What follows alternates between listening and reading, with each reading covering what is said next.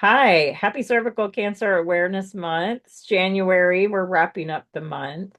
I'm Leslie Randall. I'm a GYN oncologist at the Inova Shar Cancer Center in the northern part of Virginia near the National Capital Region.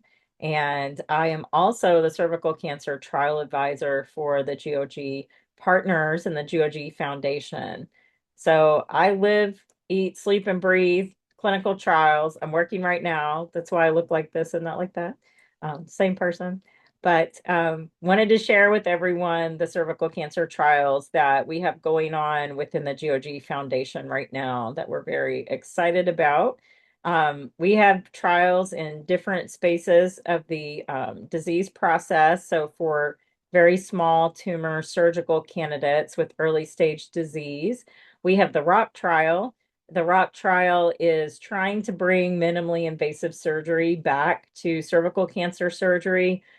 We had a previous trial called the LAC trial, which showed that laparoscopic surgery was not safe for patients undergoing cervical cancer, radical hysterectomy. But we think if we do the surgery in a different way by protecting the tumor, it will prevent the tumor from spreading when the surgery is done. And so we're trying to bring minimally invasive surgery back to patients with this trial, comparing robotic radical or simple hysterectomy versus the open procedure. And it's a radical versus simple. It's basically just how much tissue you have to take out. And that depends on what the size of the tumor is. And we used to do a lot of tissue out for everyone. Now that we had a study called the SHAPE trial, we're able to do a pared down version of that that helps patients recover much better. And minimally invasive surgery helps patients recover faster, have less scarring, and hopefully potentially better outcomes than patients who have a more open invasive procedure. So this is doing well. We've been monitoring the safety of this trial. The safety has been there for the robotic procedures, and we've been able to continue to proceed with this study.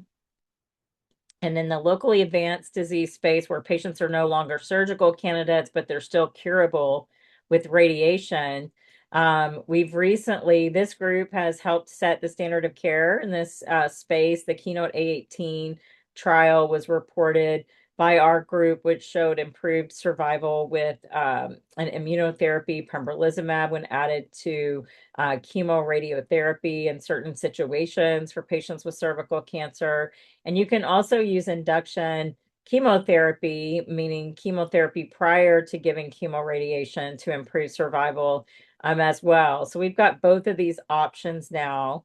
The top trial, CALA, was using a PD-L1 inhibitor, durvalumab, which trended towards a benefit, but did not actually show that benefit. But that was shown with pembrolizumab and pre-treatment chemotherapy. So the current trial that's ongoing, we're opening at this site. We're really excited about this study.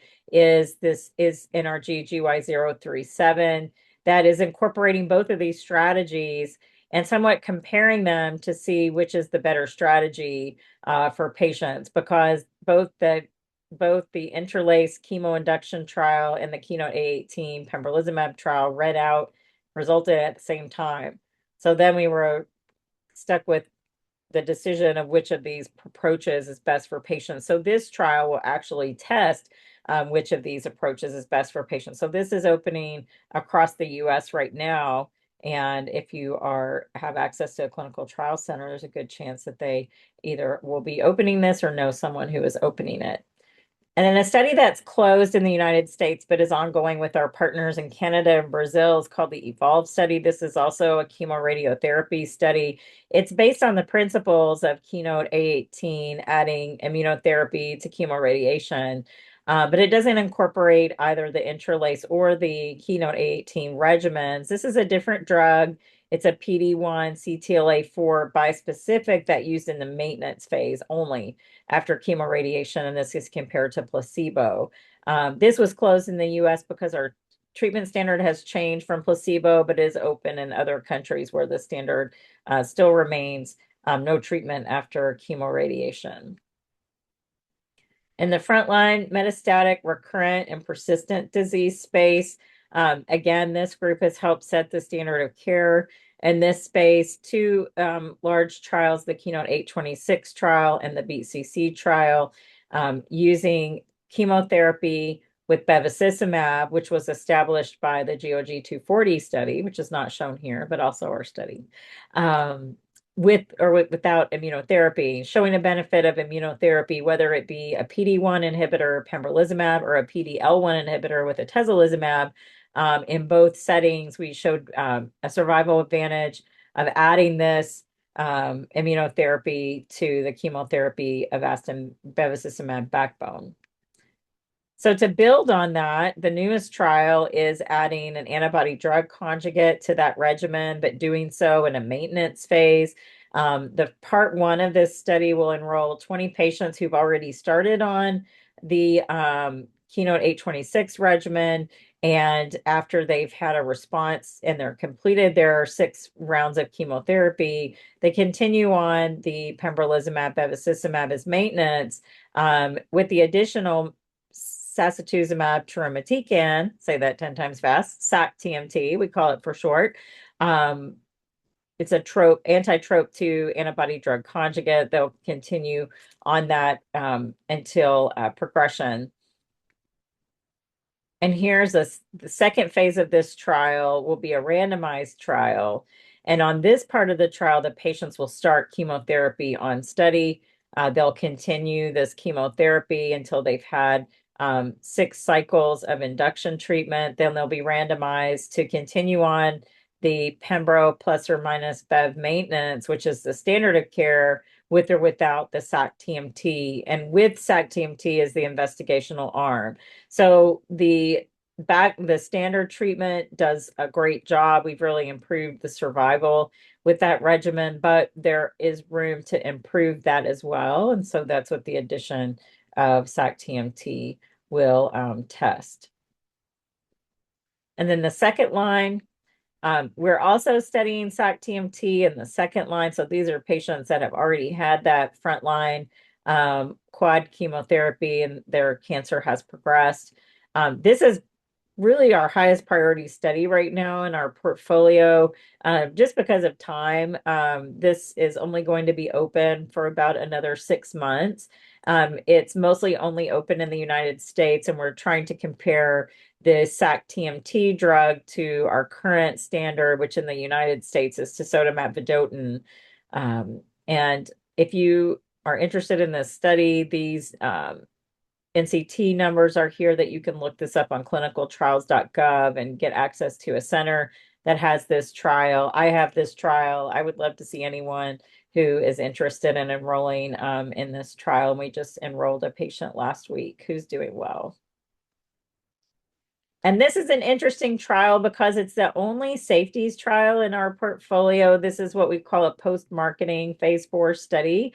This is for the current standard in second line is tisotumab vedotin. We learned while studying tisotumab vedotin that it can have surface eye toxicity. Certainly not something that our patients want to have to deal with. We as doctors want to know the best way to monitor this and manage this for our patients. There's pretty intensive treatment around having a prevention strategy, monitoring strategy. This is the schedule here on the slide. So right now, patients get an eye exam at baseline, and then every 9 treatment cycles. It's every 3 weeks for 9 times. And that's a standard way to do this. The study adds 3 additional eye examinations after treatment's completed. So right now, we don't really routinely monitor patients once they finish their treatment. But this study will actually do that and go that extra mile to monitor the eye afterwards to see if there are any long-term lasting effects after patients have completed this chemotherapy. So we're pretty excited about this. This is about 14% enrolled. We're looking for 100 patients. And again, you can find this study on clinicaltrials.gov using the NCT number at the bottom of the screen. If that's it, if you have any questions, there's QR codes that you can get in touch with us. We would really love to see all of our cervical cancer patients go on trial. Right now, probably I would say less than 10% of cervical cancer patients are even offered clinical trials. They may not know about trials or have access to clinical trials. Some people think that these patients don't want to go on trial, but we have data supporting that that is not the case. That is actually, if patients are approached and asked about clinical trials, are very interested.